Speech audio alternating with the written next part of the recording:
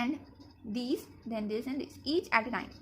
पहले इसको इससे करने का, फिर इसको इससे, and then this one with this, and then this one with this. So this is what test cross. Test cross is used to find the unknown genotype and are always heterozygous dominant. Now there is one more cross which is called as back cross. Back cross takes between the F1 generation and either of its parents. That means either this capital T, small t can be crossed with its tall parent or the recessive parent. So here I have shown this too. So these are back cross. Mendel gave total 3 laws: law of dominance, law of segregation, and law of independent assortment. So what is law of dominance? The law of dominance says us that characters are controlled by discrete units called as factors. Factors occurs in pairs. In a dissimilar pair of factors, one member of the pair dominates the other, that is the one which is recessive.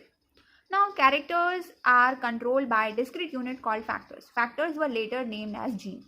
मतलब character को कौन control करता है? Gene को control करता है.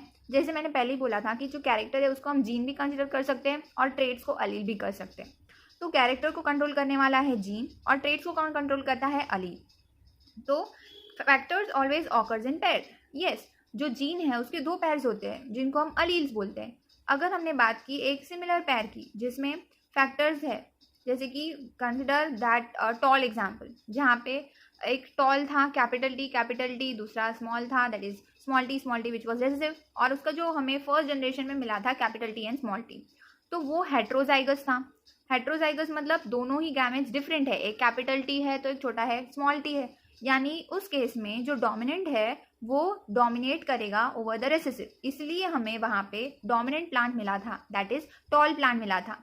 But अगर हम देखें स्मॉल टी की, जहाँ पे दोनों स्मॉल टी है, मतलब वो होमोजाइगस है. होमोजाइगस मतलब दोनों सेम है, तो उस केस में हमें मिला था शॉर्ट. और जब हम देखें कैपिटल टी की, वो भी होमोजाइगस है, तो वहाँ पे टॉल था. But when it is heterozygous, जहाँ पे कैपिटल टी और स्मॉल टी है, in that case always remember that the one which is dominant will dominate over the recessive character. Same ऐसे कोई भी क्रॉस ले सकते हैं और स्टडी कर सकते हैं मोनोहाइब्रिड क्रॉस को. सो it was about law of dominance. यहाँ से मिनट में क्वेश्चन आएंगे और पुनेट स्क्वायर क्या है वो भी आएगा. कौन था साइंटिस्ट जिसने पुनेट स्क्वायर बनाया? It was Ignatius Punnett is a graphical representation to calculate the probability of all possible genotypes of offspring in a genetic cross. Law of segregation. This law states that allelic pairs separate or segregate during gamete formation and randomly unite at the time of fertilization. That means जब gamete formation होता है तब ये जो allelic pairs है वो separate होते हैं, segregate होते हैं. जैसे यहाँ पे जब gamete formation हुआ था तो यहाँ का एक gamete यहाँ पे आया और एक यहाँ पे आया. That means they segregated. यहाँ पे gamete segregate हुए gamete formation के टाइम पे, and they united when they came they united at the time of fertilization. तो जब segregation होता है, gamete formation होता है, तब segregation होगा, and when there is a fertilization they unite. So homologous parents produce similar gametes and heterozygous parents produce 2 kinds of gametes each having 1 allele in equal proportion. So वही है कि अगर homozygous parent है तो similar gametes होंगे, and if it is heterozygous then we get different kinds of this gametes.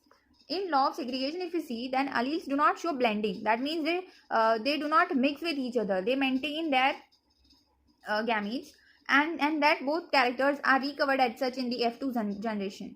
Pairs of alleles segregate and separate at the time of gamete formation, and they randomly unite at the time of fertilization.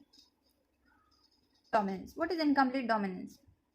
The word incomplete means जो चीज़ complete नहीं हुई है.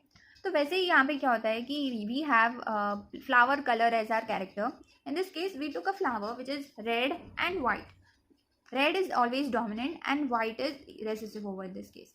Now हमने देखा कि जो हमेशा dominance होता है तो उसमें क्या होगा कि जो F1 जनरेशन है उसमें यहाँ का गैमेट आएगा, यहाँ पे आएगा, and then they fertilise to form a capital R and small r. That means R will dominate over small r. That means सारे जो फ्लावर है वो क्या होने चाहिए थे? डोमिनेंस के हिसाब से रेड होने चाहिए थे.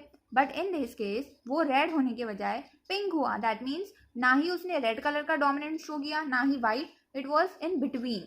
दैट मीन्स के in such case the plant do not inherit from their parents.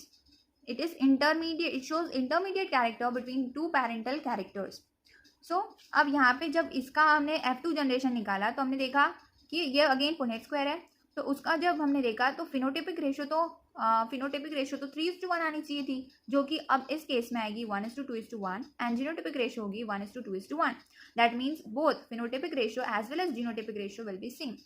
अब ये जो क्रॉस है इनकम्प्लीट डोमिनेंस वो प्लांट शो करते हैं, जैसे antirrhinum and mirabilis jalapa and snapdragon or 4 o'clock plant. They all show this incomplete dominance. So incomplete dominance is the type of dominance in inheritance in which the offsprings produce intermediate character which is between the two parental characters. Here F1 had a phenotype that did not resemble either of two parents and was in between in the two. The inheritance of a flower color in the dog flower or the snapdragon or antirum is a good example to understand incomplete dominance. So ये एक again ये it was about incomplete dominance. वैसे ही हमारे पास और एक dominance होगा जिसे बोलेंगे codominance. Now what is it? Codominance is when the inheritance the offspring inherit both of their parental characters. जैसे good example of it is ABO grouping. The ABO blood group is controlled by the gene I, capital I. So even NEET में इसके questions में capital I की जगह पे small I भी दिया था. So it was basically incorrect line. तो वैसे क्वेश्चंस भी फॉर्म हो सकते हैं. So you need to be very stick to the NCERT and each and every line should be thoroughly revised again and again. जितना हो सके उतना रिवाइज करना, it will be helpful. So ABO blood groups are controlled by the gene capital I. तो gene I जो होते हैं उसके टोटल 3 ट्रेट्स होते हैं, 3 अलील्स होते हैं. एक होता है capital IA, IB and small I. In this case IA and IB both are dominant where small I is recessive. अब जब भी कैपिटल IA एंड IB होता है एंड स्मॉल I होता है, उसमें से हमेशा ये दोनों डोमिनेट कर जाएंगे and this will be a recessive one. अब ह्यूमंस जो है दे आर डिप्लॉयड, यानी सिर्फ 3 में से कोई भी 2 ही अलील्स को वो ले सकते हैं, 3 तो नहीं ले सकते. दैट मीन्स इन तीनों में से कोई भी 2 के पैर बनेंगे. इधर IA I के साथ आ जाएगा तो ब्लड ग्रुप जो होगा वो A होगा. If IB comes with I then blood group will be B. If II comes 2 times that means blood group will be O. And अगर I IB के साथ आ गया तो blood group will be AB. And if IB IA हुआ तो AB blood group होगा.